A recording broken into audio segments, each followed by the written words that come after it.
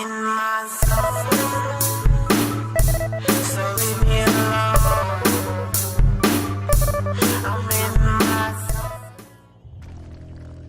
Hey, this is Zero at ReviewZoneHD bringing a review of Alice Madness Returns for the PlayStation 3.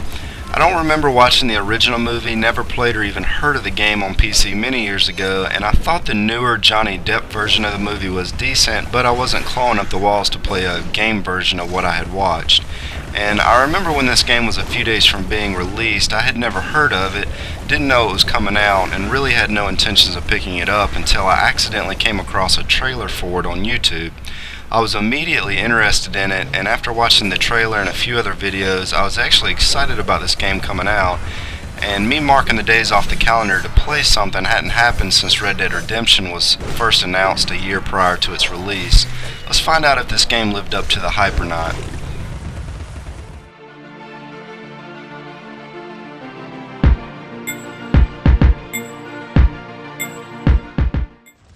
This game really brought back memories of some of my favorite childhood games that I dove into because of the world that you're playing in. While some reviewers actually hammered this game for saying it had subpar graphics, I couldn't have disagreed with that anymore.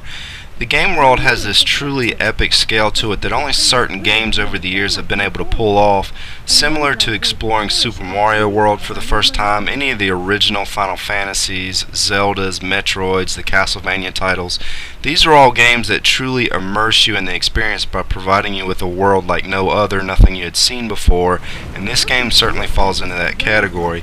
Every level has a different theme to it that really grasps the weirdness that this game is trying to pull off, and it does this so well, and it's hard to see why some reviewers complained about the graphics. Now with that said, the textures on some of the walls and the floors aren't always that sharp, but once you actually see the scope and magnitude of how large, how colorful, and how different every world is, you're really not going to care about the sharpness of a few objects when you look at the overall scope of this game.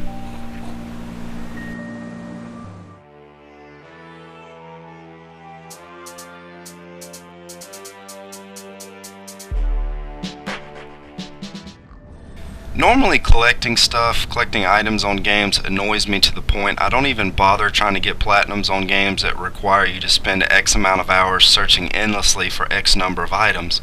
But this game really makes this a fun task and breaks each area down so you can analyze what you missed, and collecting items by shrinking yourself or finding hidden areas is actually a lot of fun on here.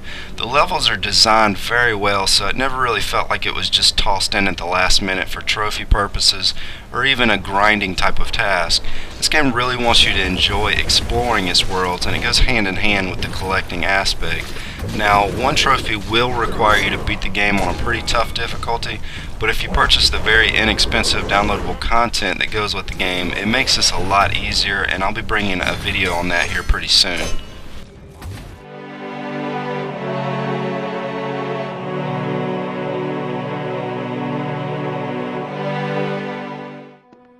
There's only been maybe 5 games on the PlayStation that I actually truly paid attention to the story. Metal Gear Solid 4, Red Dead Redemption, Dante's Inferno, Batman Arkham Asylum, and Portal 2 all make this list. This game not only fits into that category, it's at the top in my opinion. I won't spoil anything or give too many details as to what this game is about, but it's a very dark and twisted tale that works on so many different levels and keeps things fresh and interesting throughout the entire playthrough. If this game was converted scene for scene into a movie, it would make for a pretty cool movie to watch. It's actually that good.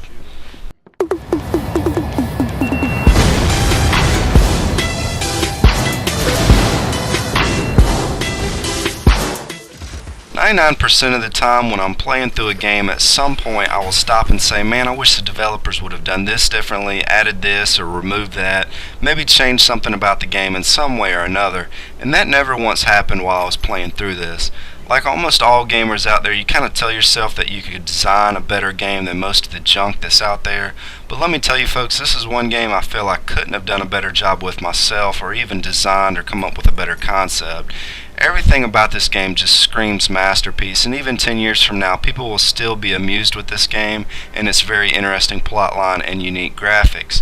It's an instant classic and certainly worth picking up. Add in the fact that they give you the old PC version of the game for free, and it's hard not to like the overall package this game has to offer. This game is pretty long as well, but luckily there's enough variety in everything, with the enemies to the levels to the weapons you're using, that it always keeps things interesting. While Red Dead Redemption most likely is my personal favorite PlayStation 3 game, this one certainly gave it a run for its money. So I'd certainly recommend this game for anyone looking for something other than an RPG or shooter to play through. This is one game that I'll never get rid of, no matter how many times I decide to play through it.